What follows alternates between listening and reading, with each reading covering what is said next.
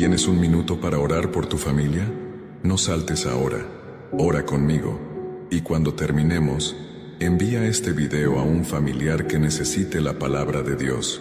Sé tú quien bendice.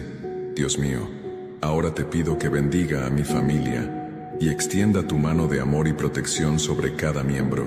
Que la paz y la armonía prevalezcan en nuestro hogar. Derrama tu sabiduría sobre nosotros para que podamos enfrentar los desafíos de la vida con fe, perseverancia y valentía. Guárdalos de todo mal que nos rodea de cerca.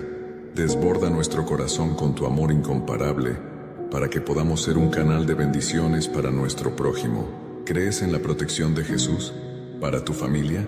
En el nombre de Jesús escribe en los comentarios: creo en la protección de Jesús. Envía este video a un familiar. Que Dios proteja a tu familia. En nombre de Jesús. Amén.